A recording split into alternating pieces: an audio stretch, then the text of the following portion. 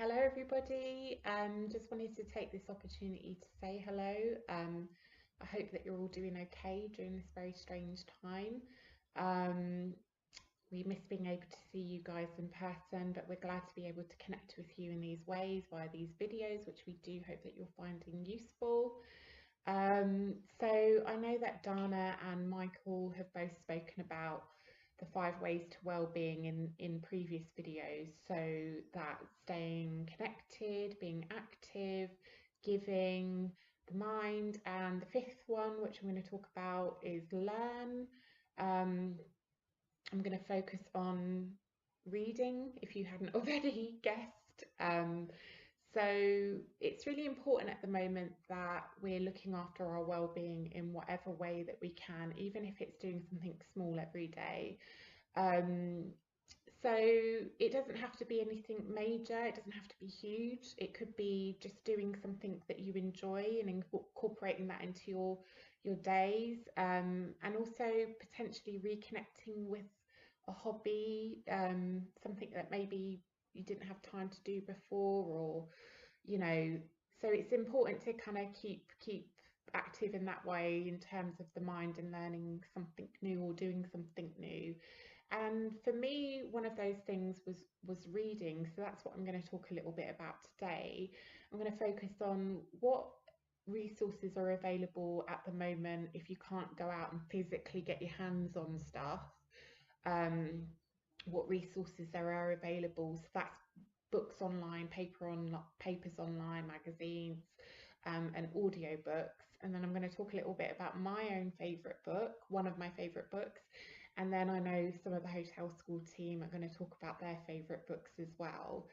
So at the moment, it is trickier to get hold of things that we normally have access to.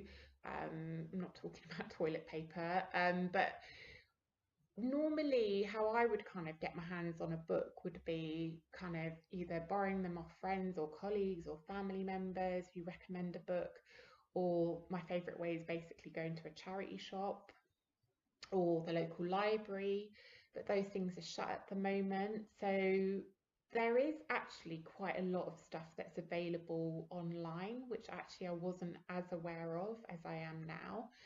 So in terms of like books, all different types of books, there's a few things that you can kind of do if you've got a smartphone, a tablet, or a laptop, and you've got access to the internet.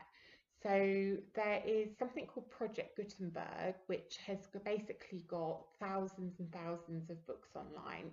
Some of it stuff that you would have heard of, some of it a bit more obscure. Another one is called the Open Library. Again, thousands and thousands of books online, as well as kind of journals.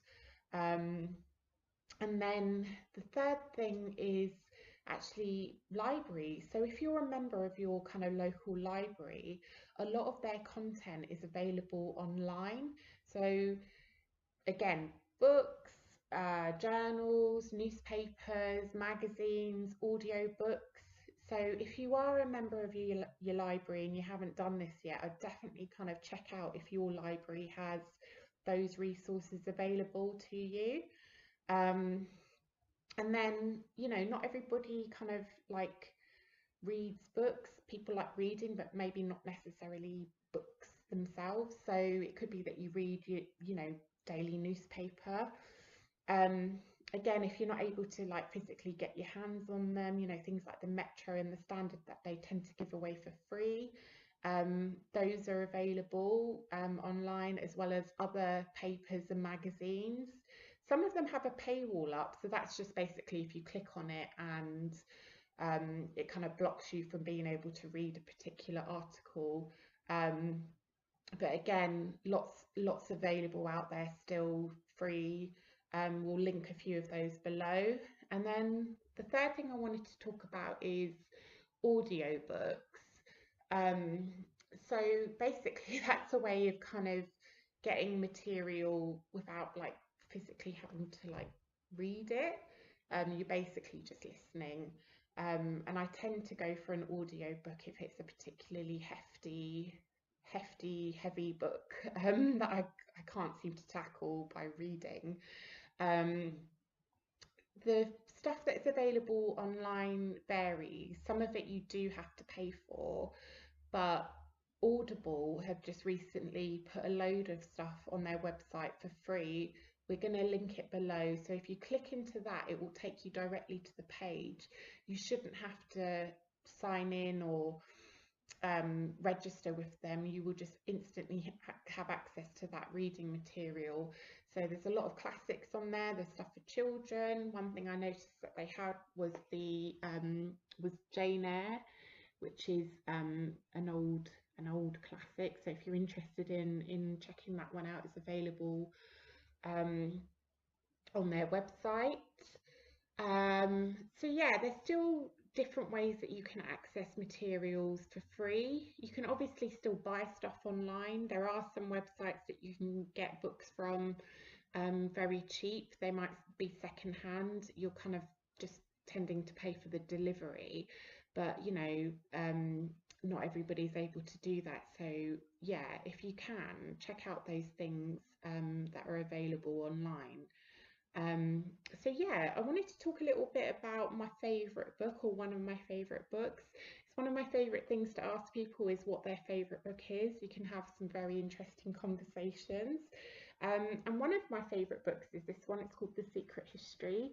It's fiction. It's by Donna Tartt, and it's considered to be a modern day classic.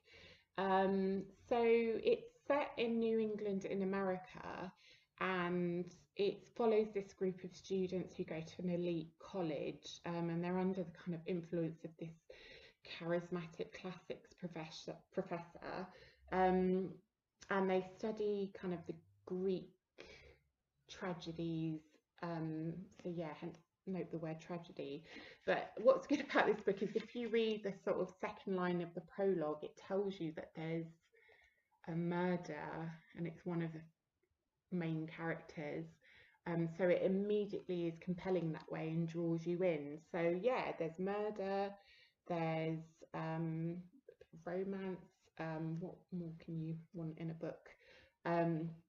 So yeah, definitely check this one out. I can't seem to find a way to get it for free online, but if I do, I'll stick it in the comments box below. If you guys have any recommendations of books that you like, any favourites, any articles, any poems, just comment below. I'm going to hand over to the rest of the team now, and they're going to talk about their favourite books. It's great to catch up with you guys, and I will see you all again soon. Happy reading. What am I reading? Well, at the moment, it's The Art of Fermentation by Sandor Katz.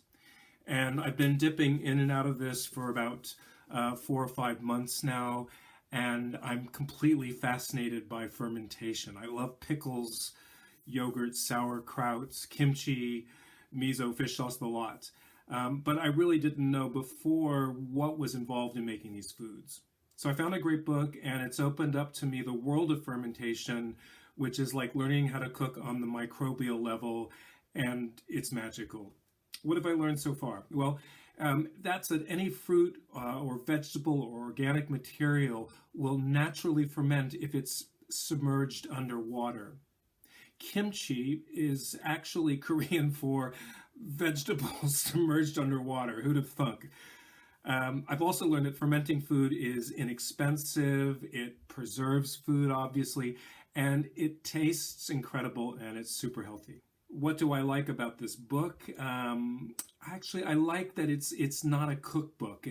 There are no recipes, but there's lots of rich context and background and guidelines for making all kinds of things like sauerkraut, kimchi, pickle beets, all kinds of things. I love that the author is an expert. His knowledge is incredible on the subject, but he doesn't try to control everything in the book. He regularly invites feedback and ideas for fermenting different kinds of things from the readers. And I love this kind of open conversation. So I hope you are enjoying whatever you're reading at the moment or whatever you go on to read. And I hope that it really feeds you and gives you some value during this quiet and unsettled period that we're in. My favorite book is called The 100-Year-Old Man Who Jumped Out of the Window and Disappeared. This book is written by Jonas Jonasson, and as I don't have the hard copy here, I'm just going to show you on my phone. This is what the cover looks like. This book is about a man called Alan Carson. He's about to celebrate his 100th birthday, and his retirement home are throwing a party for him. But Alan is not having it, so instead he jumps out of the window and takes the first bus out of town. And this is where his adventure begins. He meets a guy that gives him a random suitcase and runs away, and then Alan is stuck with this suitcase, and then from there on it all just happens. And why I love this book so much is because it's a laugh, there's funny comments in between, you get to know more about his life and you're part of his adventure.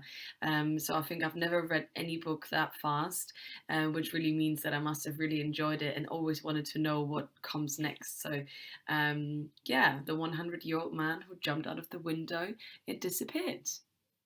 Maybe you enjoy it.